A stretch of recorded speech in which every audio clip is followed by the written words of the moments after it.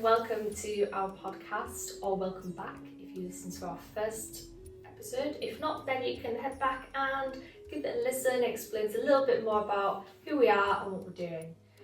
Today's episode, Claire, is... Well, we're going to talk a little bit about our beginnings, really, and where it all started for both of us, because we've had quite different journeys, really, but I think it's interesting how these journeys have both led to the point we're at. But yeah, we're going to take you right back and let you know how it all started for us. So Steph, what was your earliest musical moment then? So let's explore that a little bit. I guess I should start by saying that I'm a harpist by trade. So that's my first instrument, doing air quotes if you're listening and not watching. Earliest musical moments. So I grew up very much listening to prog rock or Britpop. My dad was definitely that kind of guy. Great sort of, he was working class man. He grew up on a really, it'd be considered a very rough estate now, and yeah, he was really into Pink Floyd, so I listened to a lot of prog rock and Dark Side of the Moon, Wish You Were Here, The Wall. Which is probably one of the best things you can be brought up on, in my opinion, because it's a bit of everything in there, isn't there? There is, and there's a lot of use of synthesizers, a lot of otherworldly sounds that have never been done before. They're ahead of their time, and even now, when you listen to Dark Side of the Moon, you can, I don't know, it feels like it could have come out today. Yeah.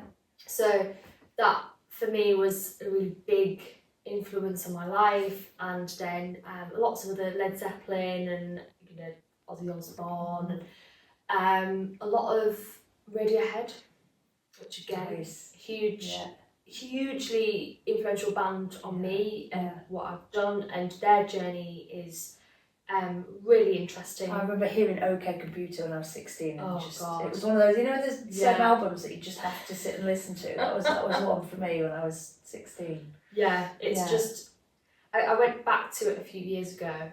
Obviously I'd heard it a lot growing up, and then I this is great. I love this. So how does that get you to the harp? Because none of that is very harpy. No, it's not very harpy, is it? But it's maybe important to know when we get further on in our journeys, and that might be maybe more in the next episode that we cover that. But yeah, so we used to use records. We had lots of records growing up, even though there were CDs. I'm not that old. And my dad used to have this record of Clannad, and it was Robin of Sherwood, which was a TV show in, I think it was in the 80s. Yeah. And it was Michael Preed, and they did the soundtrack. And the lead singer of Clannad is, I think they're Gaelic. They sing Gaelic, and they do really atmospheric singing. And she plays the harp. She plays classic, and they have lots of synthesizers. It's this really beautiful mesh of modern music, like modern techniques with traditional style, which really gripped me.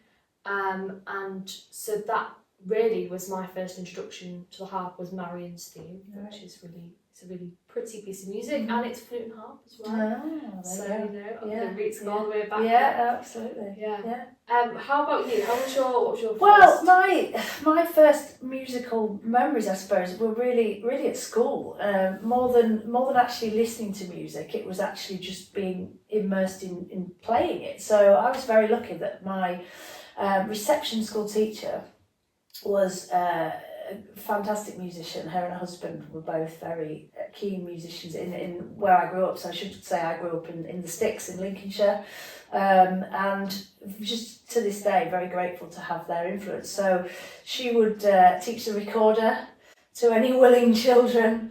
I don't think we were ever forced to do it. I was very willing, aged 4, to pick up a recorder. So I can remember just being, I don't know if obsessed is the right word, but really being drawn to it and just wanting to do it. I can picture a book now of Kumbaya, and being determined to play, you know, Kumbaya perfectly, and I'd just do it over and over and over and over again. So it's more of the playing than the actual listening. Yes, I think the actual physical doing of it, both playing and singing as well, I should say. Singing was a big thing in my primary school, from the same age, and in fact my reception teacher says she picked my voice out of all the children. I was singing above everybody else, and then she had to wait until I was 7 to get me in the church choir.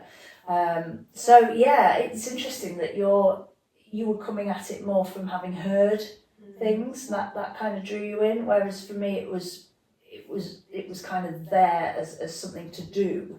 That is quite, I do think that's interesting. I think now that I'm thinking back, I'm thinking about, we used to go to church every week, and we would sing hymns every week, and I really enjoyed singing. So that was something, because my mum really enjoys singing and still sings in lots of choirs today.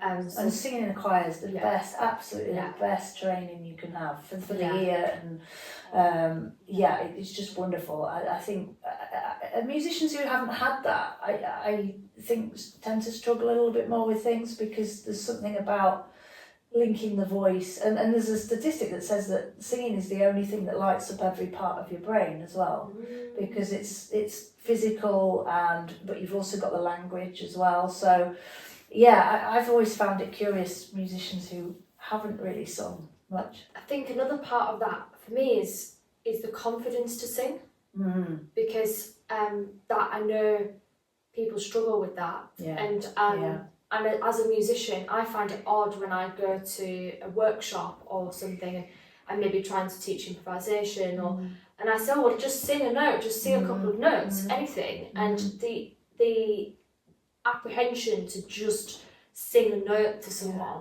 And I'm like, well, you're speaking to me, why can't you just sing? Singing is a very, very natural thing. It's the confidence and all the rest of it, isn't it? So at what age, so you were drawn to the music of the harp, but what age did you actually get your hands on one?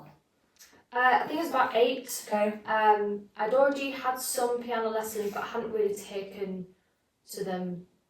I just didn't. I think I was too young. I just didn't really know how to practice, or that practice was a thing. I don't know. Like you're young, you don't really get it. I tried the violin very briefly. I'd asked my mum several times for harp lessons, and she'd sort of said, "Oh, well, why don't you try the violin?"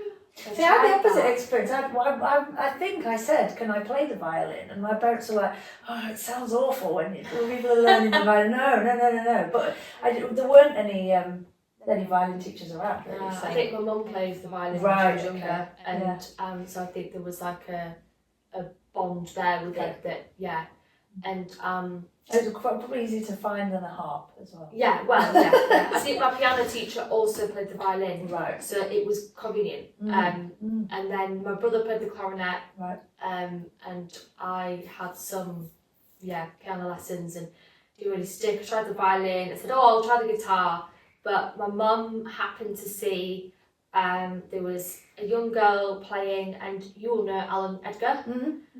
So he used to make some harps, I think. He's a local musician to us. He plays lots of things and teaches, and he had put on this little concert in a village near us, and so we went to see it, and my mum went and spoke to this young girl, and she's only a couple of years older than me, and her mum, and said, "Oh, who's your teacher?" And obviously it's pre-internet days, you didn't have harp teachers in the Yellow Pages.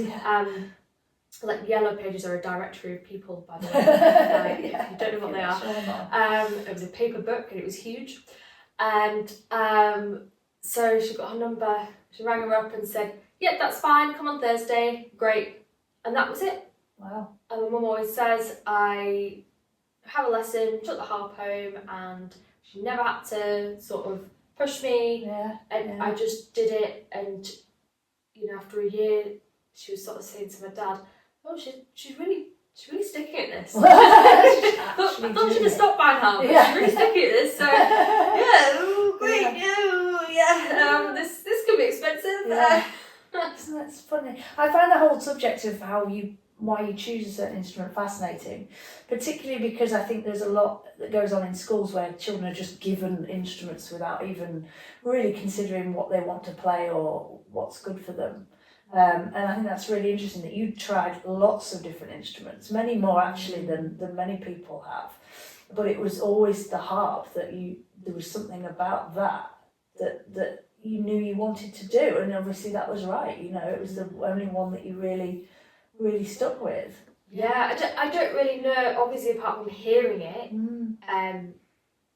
with those recordings that my dad had showed me, but I don't know, I think in my head there was a part of me that was, I want to play the hardest instrument, I want to play something that is, I think, transcendental, like very, like it's just totally another world is the harp sound, and I think that was. And again, we talked about being drawn to music through sound, and again that's the sound thing, isn't it? Yeah, it's not because you didn't really hear it. It's not in pop songs. It's not. And you've not seen one, No, presumably. you never really even know what it looked like. That was my first time that I'd physically seen one. Was going to see this concert. And my mum saying, "Are you sure that's what you look at the I was like, yeah. This is what we need to get a bigger car. So what have I done? And I guess I went to church a lot, so possibly I'd seen a lot of visual representations throughout my life as well.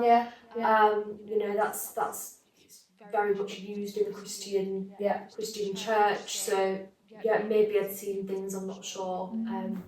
But interesting to think about that. So how did you? Because you didn't specifically start on the. No, I played the recorder, like I say, since I was 4, and then I joined the choir and was singing. And then when I went to high school, it was time to get a big instrument, and we didn't have string teachers. It was really just woodwind, and it's so funny listening to you talk about how it was so specifically the harp, because the flute came along for me because my best friend wanted to play the clarinet. It was as simple as that. She chose the clarinet and I chose the flute. There was no other. Was it that you could either do one or the other? Well, it was choose an instrument. Right. I don't remember there being any more information about it than that. I mean, I would have known the sounds of the instruments, I presume, and what they look like. But I certainly, haven't been listening to James Galway on repeat or anything like that. It was so there was no context at all. I don't remember there being orchestral, I hadn't been to an orchestral concert. No. It just wasn't. I was. I would have been aware of orchestras and the sound, but not. I don't remember being specifically drawn to the flute for a reason. I remember my friend said, I want to choose the clarinet, and so I chose something different.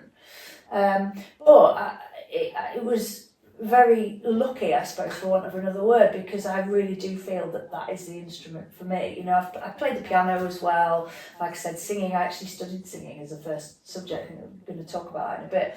But the flute is the thing that I've come full circle back to, because I really feel like that's my instrument. And that's just lucky. It's just lucky, I think. And as a teacher over the years, I've seen people who've struggled to play certain instruments, and I think it's a shame that we don't explore that more with kids, which instrument is right for them. Difficult. I think the physicality and what you are physically better at. Yeah. Some people may have certain hands that play certain instruments better than others, and it's not to say you shouldn't, but isn't it much better when you can play something better? Oh yeah. Isn't that just so much? Yeah. There's definitely certain instruments instruments feeds you to want to carry on playing if your hands just work, or you've got really great breath, you're a good swimmer or something, you've got great breath control, and you can not necessarily play fast sequences, but you can hold that note for a really long, if you're a brass player, you've got to have those lungs, and I'd be useless if I tried to be a brass player. I'd be useless. That wouldn't work for me either. Yeah. It's a very different thing. So how did you progress with the flute? So it was the traditional kind of way, really. You learn some scales, you learn some pieces, and you take a grade or two, and you keep going. I mean, I had group lessons, I remember, at the beginning, all through school, and eventually ended up having individual lessons. And yeah, just because of my background with the recorder and singing things, made quite quick progress, and just carried on like that. And it was something that I did, you know. It was never, I never felt like it was anything, I don't know how to word it really, anything unusual or anything strange, or that there was ever a question that I wouldn't do it. It was always just, that's what I do. I play the flute, and therefore I will do all these grades. Whereas I think that's actually quite unusual. Most children, it's a hobby, and at some point I might not carry on with this. So it was always in your brain as a potential career option? Oh, I think from very, very early on, it was all encompassing. I didn't dance, I didn't really do, I drew pictures and other things, but I had no other serious hobbies. It became all consuming. It was all music, and I think I was out 5 nights a week at one point doing various musical things. You know, it was all encompassing from quite an early age. And that just felt right. There was never any question to that. So it was through school. Were you part of a music service? Yeah, so the Lincolnshire Music Service, we'd have a teacher come in once a week. And apart from that, there was actually very little music going on in my school. It was a very small school, about 200 students, out on the East Coast. And yeah, it was, I would travel. I travelled to an orchestra when I progressed a bit. I would travel, I think it was I can't remember, somewhere south of Lincolnshire. So we had to get on a bus once a month and go to orchestra. And that was like a big thing. I think I was the only one in the school that was doing that. It was from schools all over the county. I mean, Lincolnshire's huge. And everybody would get together and play in an orchestra. And that was a big deal for me, because it was mixing with, you know, children from different schools, and when you live in a small village, that was quite a big thing. And yeah, at one point I was the only one from my school doing that. So I never saw it as isolating, but actually it was an isolating thing. You know, I pursued music very much just me and the amazing people I had around me. It wasn't as though I was doing a lot of things, even though I say I was out every night doing stuff. It was very much just local, small things. It wasn't big orchestras or big things, which I suppose is, I've never really thought about this, but it solidifies the fact that it was coming from me. It was my want to do it rather than somebody else saying do this, you know. Yeah, and so did you continue that through your A-levels, sixth form? Yeah, so sixth form, I had to travel to sixth form, and studied music technology as well. So that's when I first did some production. And again, it was very much blinkered. And I remember a careers person saying to me, "Are you sure you want to do music and music technology? You know, that's a lot of music you're doing there." And I was just like, "Yep, that's fine. Yep, see you later. I'm going to do that creative job." Never questioned it. Although I did want to be a teacher. At that point, it was very much, I wanted to be a classroom teacher, actually. Music, but a classroom teacher. The idea of performing or being a what we call a peripatetic teacher, teaching individually, wasn't something I ever thought about. I don't think because I didn't want to do it, but I think it was a confidence thing. It was a confidence thing because I very much struggled with that. Do you find that, or do you think that the playing the flute and doing music helped with your confidence? It certainly meant I was mixing more with different people, and putting myself out there a lot more than I would have done. Yeah, because it's quite a lot to most nights be going to different groups that are not with your normal school friends or your people in the local area. Yeah. You are putting yourself out there, whether you feel comfortable with it or not. I guess we do become more comfortable with the unknown when we do it more. Yes. And it was but it's funny because even though I wasn't that confident, I never even thought, I'm not going to do this. It was a want of a love of doing it that was driving me more than anything else. And even if I felt unconfident, I was still going to do it. Yeah. There was just no question. There was just no question. No. But I didn't think of myself as a performer. Right. It was music as a whole, really. I think sometimes because there's quite a big difference between confidence and self-esteem, and I think sometimes you can be confident but not have the inner esteem that you need to think that you're good enough to be on a stage, or you're good enough to put yourself out there in a what can be a vulnerable position, especially if you do make mistakes and you go wrong, and people will always comment on things when you come off the stage, which again I'm sure we'll talk more about. But I think sometimes I know I used to find music was a really it was almost something that was like a shield. Okay. I do this thing, and that's what makes me different. Yeah. Which I think, in some ways, was although it sounds like I make it a negative thing. Actually, it was really great as a teenager to just think that actually I have this thing that's mine, and I know I'm really good at this. Yeah. And nobody else has that. Yeah. Yeah. And that kind of did help me a lot. So you went on to study at university then? Yeah, so finished my levels, went to university here in Hull, so came to Hull as a student, and that's where I've stayed. Originally wanted to study music, but as a teacher, to go on and do teaching. And it was, it was fun. There's a really funny story actually. So I came wanting to do flute as my first instrument. Normally you choose two instruments, and I'd done singing grades as well, so I'd got them both, and was going to choose flute as my first instrument. My roommate in my first year was also a flute player, and this goes back to the confidence thing. So as soon as I heard her play, I went, whoa, I can't do this. Like I completely just was like, nope, she's so much better than me. I can't. So I didn't know this story, and I'm so shocked. Really, that's interesting, because actually at that point I'd got a higher grade in singing than I had in flute. I'd only done grade 7 flute. I'd kind of run out of time, and she'd done grade 8 and was amazing, and all the rest of it. So I distinctly remember a couple of weeks into my university experience, going to my tutor and going, "Can I change from flute to singing?" And it was primarily driven because I thought my roommate was better than me. Wow. Yeah. Which is interesting now, isn't it? Knowing that I've come back to flute. But also that.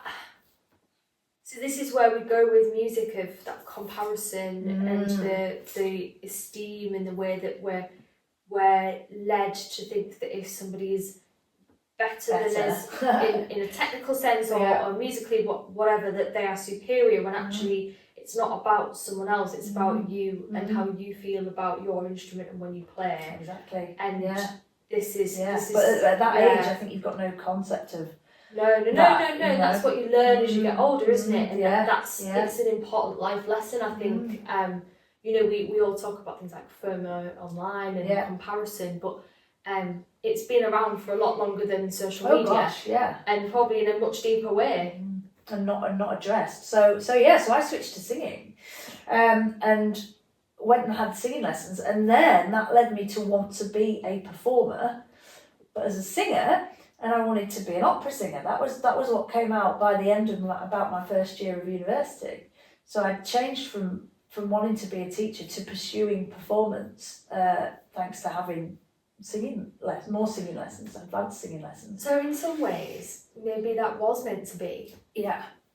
And it's definitely influenced how I play and how I perform. I wouldn't be the performer that I am if I hadn't have pursued it as a singer. I think because as a singer there's nothing else there. There's nothing to hide behind. Oh, it's so exposing. It's so exposed. Yeah, it's just you and your voice, which is totally different ball game. So I pursued that and studied performance. So most of my degree then became performance. I did performance and ensemble performance. So that was working with other instruments. I think I was in a group with a flute and a bassoon at one point actually, which was interesting. And then my third year with another singer. So I actually graduated having studied performance as a singer. And the flute was kind of, I dabbled, but it was... You weren't really playing. It wasn't really playing. Because obviously you've got all these other things you do in a degree, you've got lots on, and Yeah. Did you do much in way of performance then? Was it like at the university? Did you branch out? Did you do well, local that's concerts? interesting because it was basically, I did a lot of performance, but pretty much just in that bubble of university, which when I look back now, I think, I wish I'd have made more connections and gone out and performed in other places, because I think that would have been useful to do at that point. But that wasn't something that I don't remember being encouraged that widely.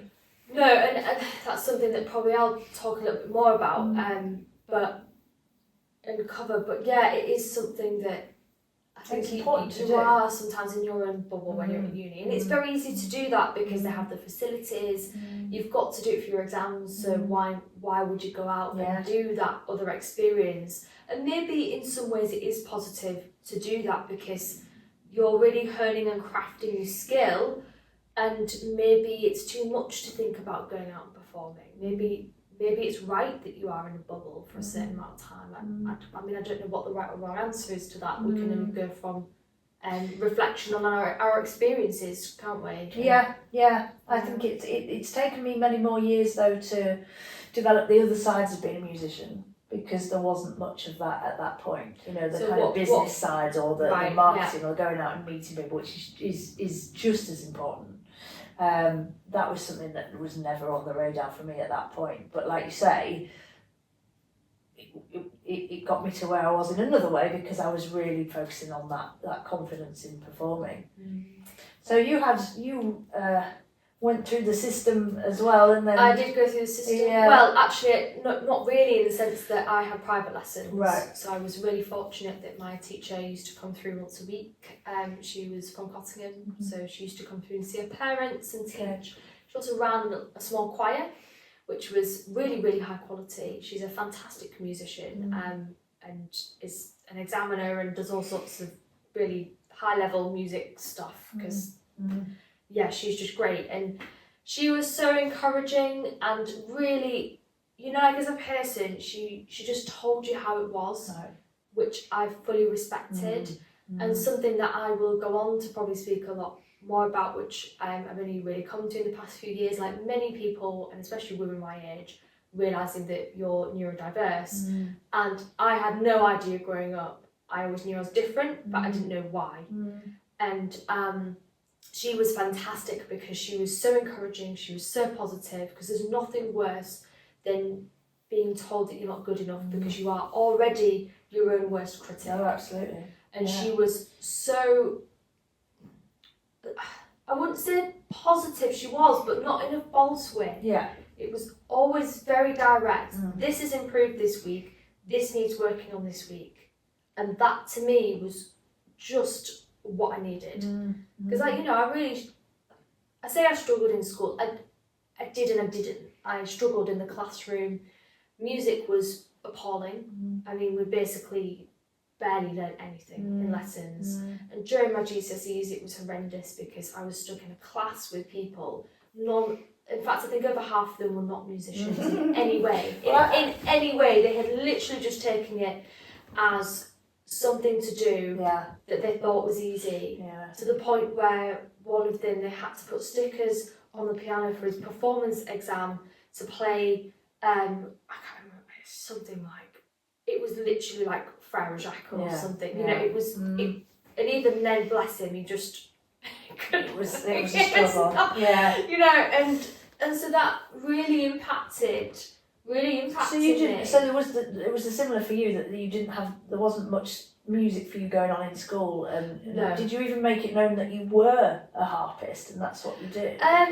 Yes, I did. I did the odd, so they used to do like a showcase every year, and sort of, but only really towards the end of it did I start playing it, because I didn't tell anyone I played the harp. I was very secretive about it. I think people knew, but I was very secretive, because I think, to be honest, I thought everyone would take the mick out of me. Because classical music was not cool.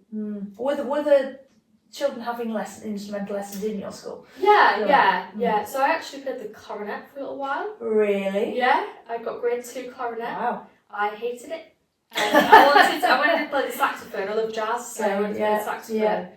And then when I got my braces, I used that as a very good excuse to get out. That's a good excuse. I actually love the clarinet now. I don't play it, but I love listening to it. Yeah. I think it's a really beautiful, especially in the blues. Yes. Blues clarinet is just something else. Yeah. I think that was my experience, and I left school and went to an independent sixth form college. Yeah. Because I just hated school as an experience. I had no confidence, no self-esteem, and it was the best decision I ever made. I was in a music service though. I went to the East Riding Music Service. Yeah. They were great, and especially because I was really not good in terms of playing with an orchestra. Right. But Yeah. to the point where I didn't understand that you had to count. Nobody told me that. Why would I know that? Claire's giving me this look. Why would I know that? Why would I know? If nobody ever tells you, I just thought the conductor brought you in. Right. Because nobody ever told me. They just plonked me at the back of a room with a harp, and nobody told me that you have to count the bars before you come in. Yeah. And I didn't understand counting. I mean, even now, it's only the past few years that I can actually count and come in accurately, or most of the time. Yeah. Well, playing with a group is a different... It's hard. It's actually, as a harpist, you are self-sufficient as yourself, aren't you? Whereas as a flute player, I played more with other people, with a piano or a group of people, or even if it's not an orchestra. But I suppose your experience would be more just on your own. And often you play a solo piece within the orchestra. Yes. So it's very different, because you can just come in, not play anything, and suddenly you have to play this stupidly difficult cadenza, and then that's it. Yeah. Or you're accompanying, which I found the accompanying fine, because I had done the old flute and harp thing with people, so I did find that okay.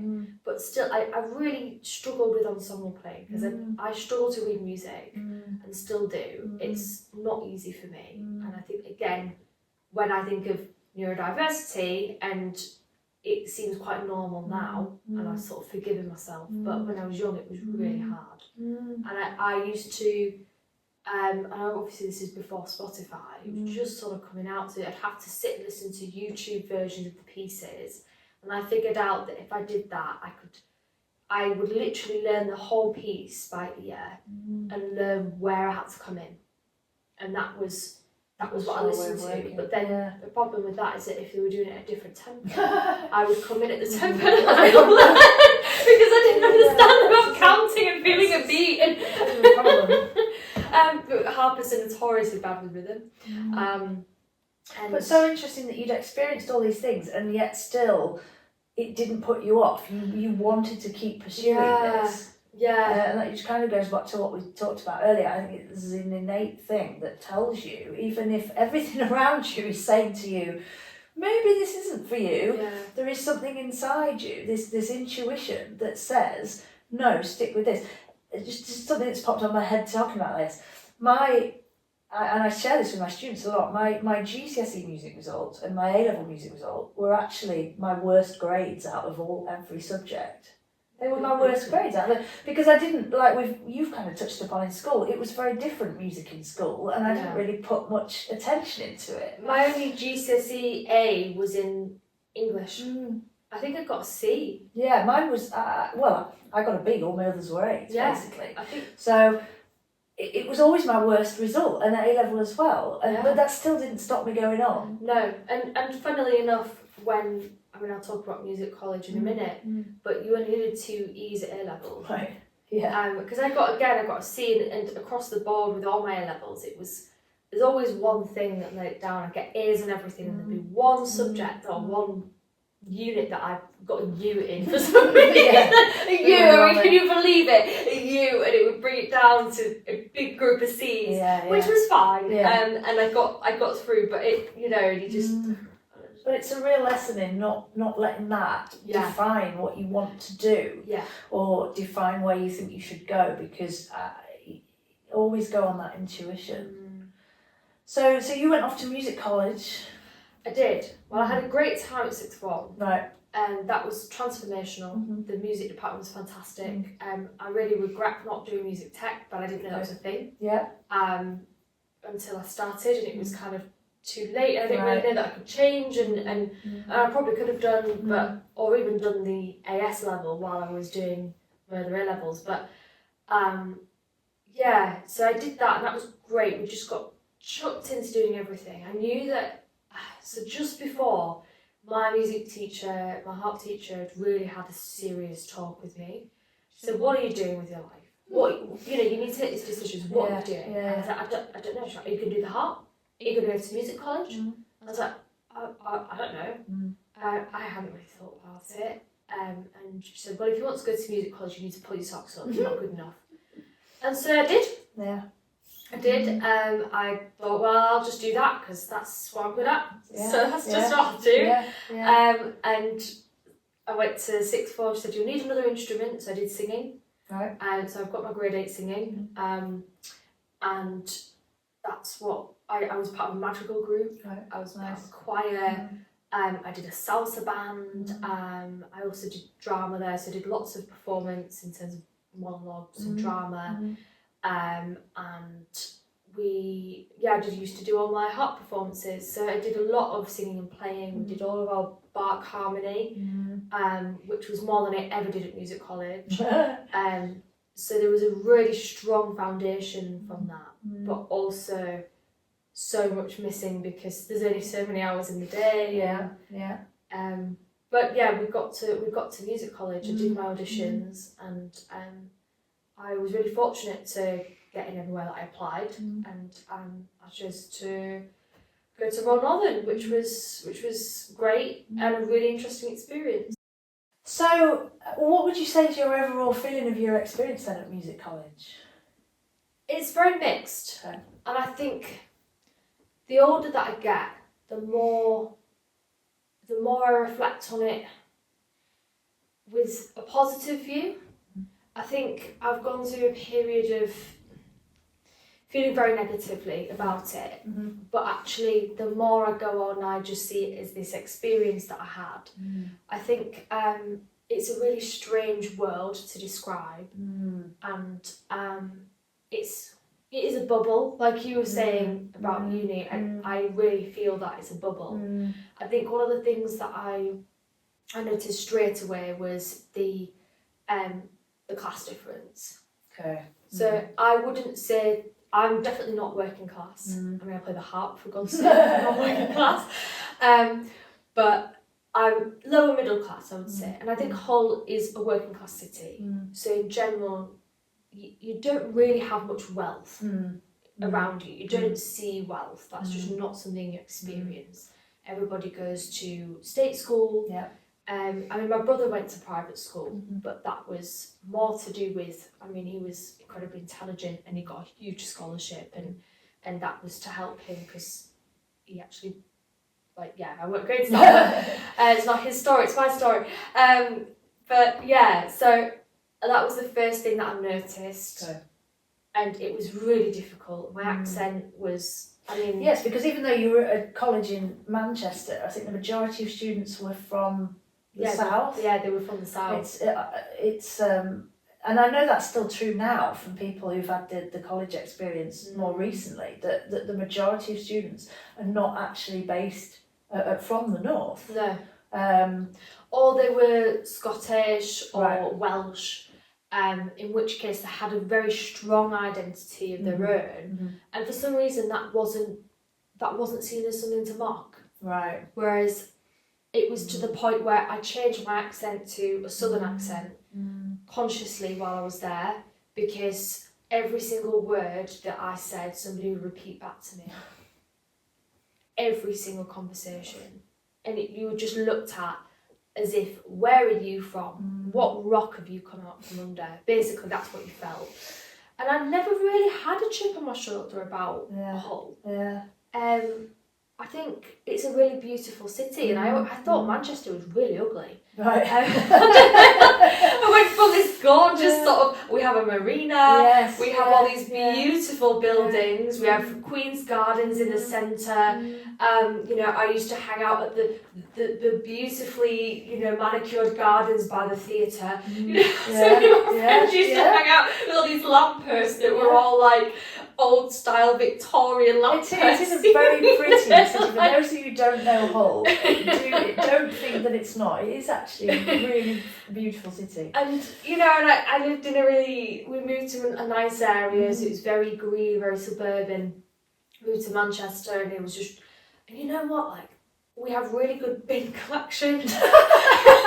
Really Celebrate the bin well collection. done, Hull City Council. I've just said there was rubbish everywhere. I just thought it was it's very industrial as a city. And having that combined with the experience you were getting, it's tough. It's tough as a young person. Yeah. To be dealing with the fact you're away from home for the first time anyway, but to have that experience thrown on top is... Yeah. To the point where one person asked me if I worked for fun. Yeah.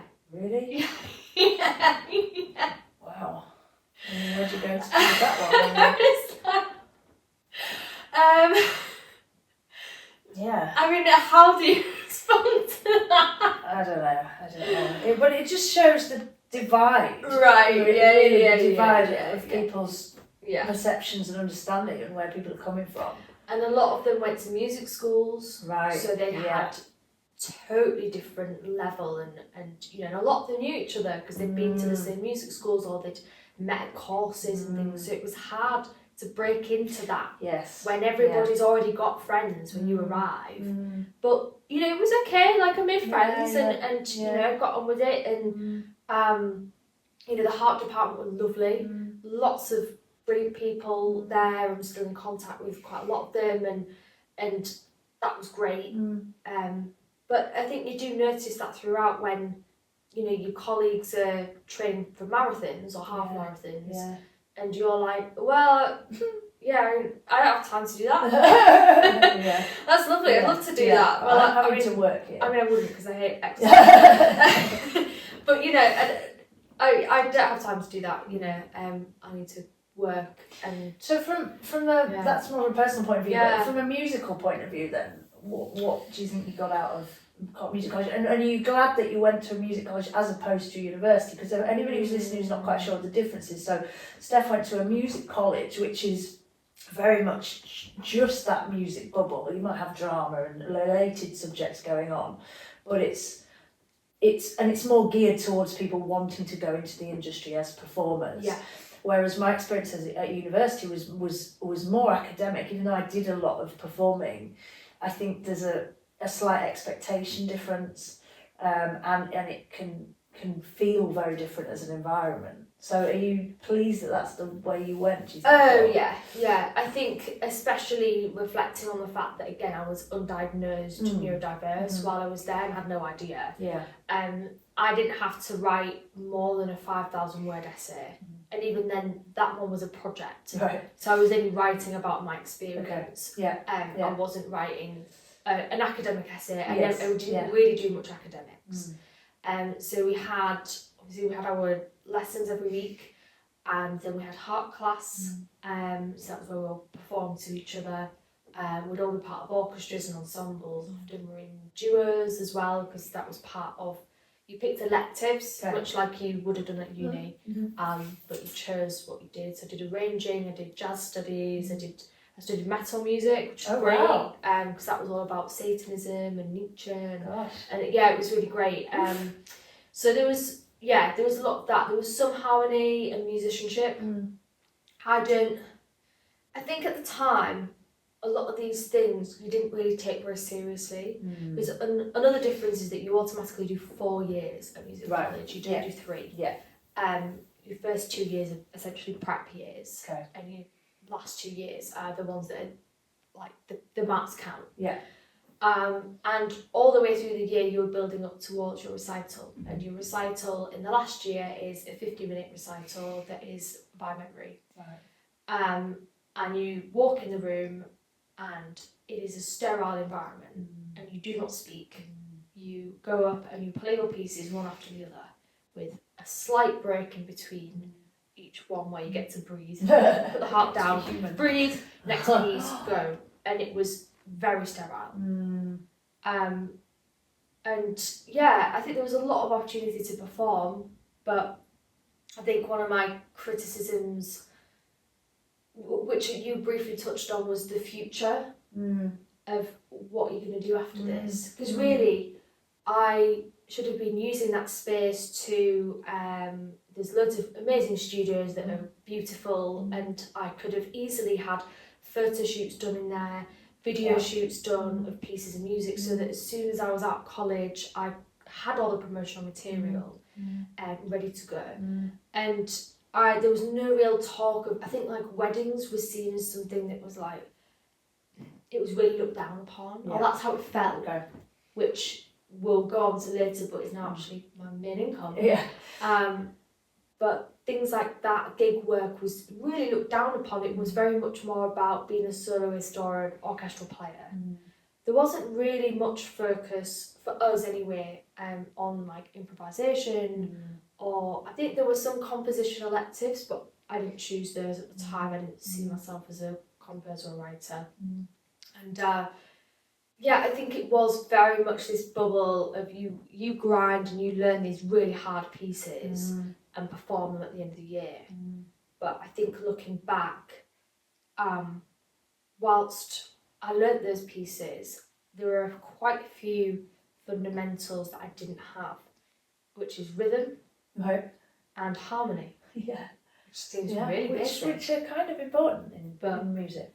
I didn't have any sense of rhythm. So even though I played these pieces and I memorised them, and probably they sounded fine within themselves, but you I internally didn't have any rhythm. And that obviously is something that I've had to foster later on. And same with harmony. I had no idea what I was playing. I literally learned pieces like a robot. I don't know how I learned. I mean, I look back, I don't know how I learned these pieces without knowing the chord progressions. I must have just literally memorised what it looked like. And I learn a lot by ear. So I think maybe I just literally memorised the sound, muscle memory, and what it looked like with my fingers. And I go by shapes as well, very much by shapes. So I must have just memorised it like that.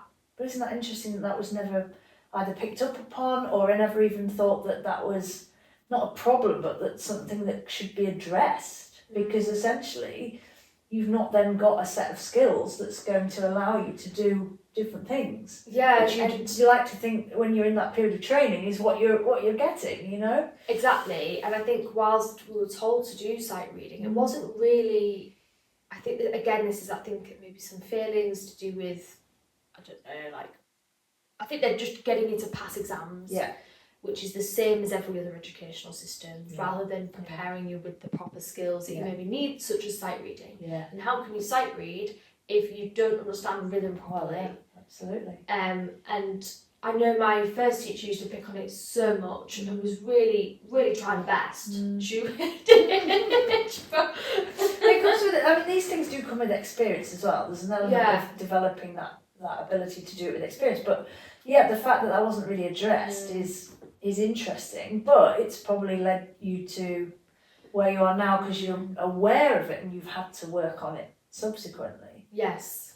You know, and I think, the more I look back on it, the more I realise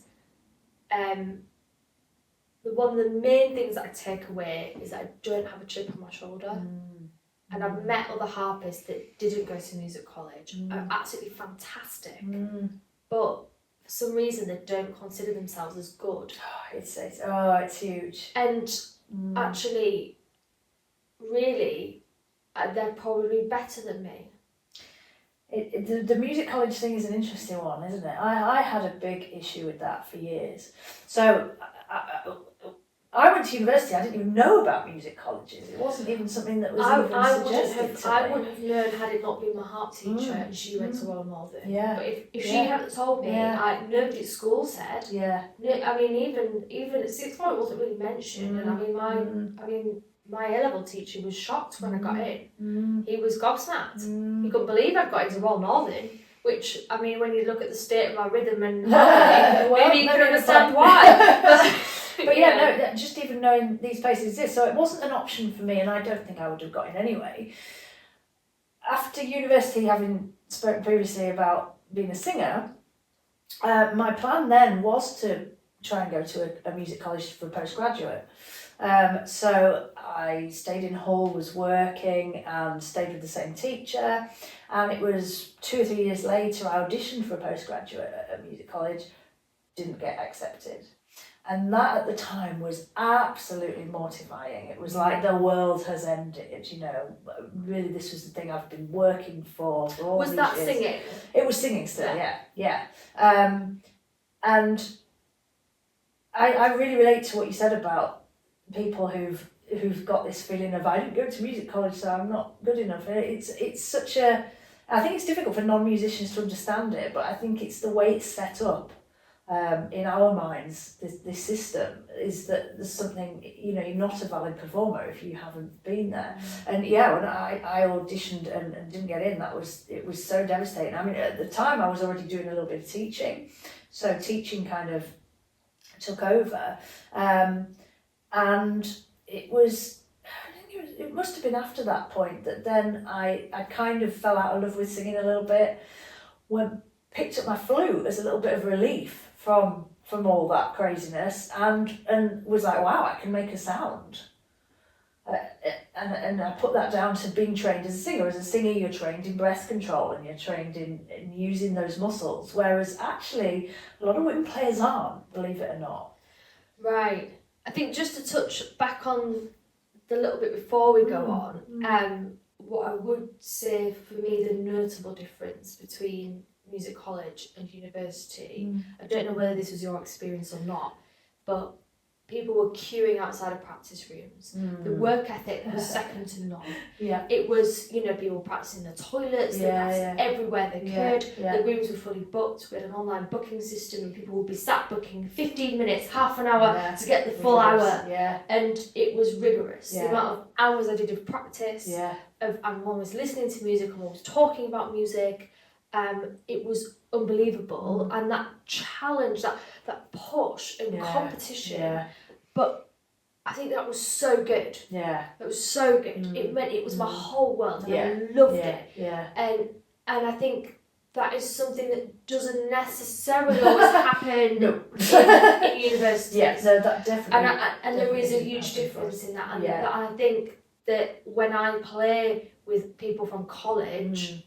As professional musicians, I mean, I can't always notice the difference, but you do kind of know that the good ones are like, oh yeah, I went to Royal College, or I went to, you know, wherever. There's a certain discipline, isn't there? And that discipline has meant your way of working, I think, and your level of working has increased. Yeah, and I think exponentially in a short space of time. That expectation and the standard that you have been But then again, I think this is why people who haven't been to a college get this kind of downer on themselves, because they've never been encouraged to do that. We were never, even as students who were taking performance modules, I never remember being encouraged to that extent to practice like that. Yeah, we were expected to practice, but what you're talking about, that very rigorous kind of, you know. Oh my God, it was 4 or 5 hours a day. Yeah, no, that was never. And rehearsals. It was never expected, and whether that's right or wrong, I think that then didn't instill something in us that was what you could do. You know? And not encouraged. If you don't have it around you, if you don't have that. And I think it's when you go to harp class every few weeks, and if that piece hasn't really improved, I mean, it's blindingly obvious, and everyone's sat there like, awkward. Yeah. You know, because they know that you haven't worked on it, you haven't practiced, and it's something to be embarrassed about. Yeah. And rightly so, and you know, and there's nothing wrong with that. And I think, you know, if you're at work and you hadn't worked on a project for 2 weeks and you presented the same thing, people would be like, "What have you been doing?" So it's serious business. I think what's really fascinating is the expectation, is that we didn't have that expectation to the same degree, and I think maybe we could have had, or it could, you know, there could have been a bit more there. But then again, you're balancing that with more academic studies as well, so. I don't know. It's just different experience, isn't it? It's a different experience. Yeah, and I'm sure a different university, different music college, it would be totally different. So, sorry, back to that point that you were starting to go on to then. So you returned to the flute as something that was, I guess if you were feeling some pain towards rejection and that the singing wasn't maybe going in the way that you'd hoped, was that, is that correct? Yeah, no, definitely. I remember going to these auditions and meeting somebody there that I knew, and she said to me, I didn't get in first time, and I had to keep going. I think I was just so burnt out because I'd gone straight from university, several years of real intense, the kind of practice that you're talking about you got at music college, I subsequently did afterwards, as well as trying to work a job and earn some money. So at the point where I didn't get in, I think I was just so burnt out that I didn't have anything left in me to keep going with. So, yeah, the picking up the flute was simply, I suppose, because inside me it was like, I need to have music. I need to be doing music some way. I don't even think I was thinking I'm going to ever do this professionally or whatever. I was teaching singing at the time. That was where I'd got to and was happy to do that, but I needed something else. I think I needed to turn away from it myself. But it was almost an instant connection going back to this instrument that I'd now got a better understanding of through having studied singing. So that will always be fascinating to me, and yeah, it's kind of what I'm doing subsequently is all come from that, really. Yeah, it's quite interesting how that's come back and how all of these skills that you've learned all feed into this circle that has actually improved your flute playing, as you say, maybe in a way that you never would have done had. And I think it improved as a teacher in two ways. One, because of the singing thing, and I'd see the flute very much as an extension of my body, and I approach it very much as a singer. So the flute's just an extra thing, It's more part of me. And two, as a teacher now, teaching flute, who had to come back to it and not almost relearn, but had to really progress from being somebody who'd left that instrument as a teenager to getting myself up to a kind of professional level, was a big personal journey from that point. So from my kind of mid-20s onwards, I've still got a teacher I'm in touch with now, and I had to do a lot of that learning that you would have done as a student at college or university, kind of on my own, but that was great for me, actually, the fact that I could do it on my own. Have you found that since leaving education, I don't know about you, but I actually want to practice and learn more and practicing more. Yeah, the environment doesn't always work, does it? But I think I needed to be older as well. I'm glad I learned the more technical aspects of the instrument when I was older, because I don't know, maybe I wasn't quite ready for that at a younger age, and I think I've had more of an interest in it, the technical things. But yeah, having to do that later, I think, has then, I wouldn't say maybe a better teacher, but I'm more aware of it because I've had to do it later, if that makes sense. I've not forgotten it. and possibly around other things, because when you're teaching, often it's going to be school pupils who have all of their subjects to do and are learning an instrument alongside that maybe isn't a priority, and you've also been through that same experience, having to work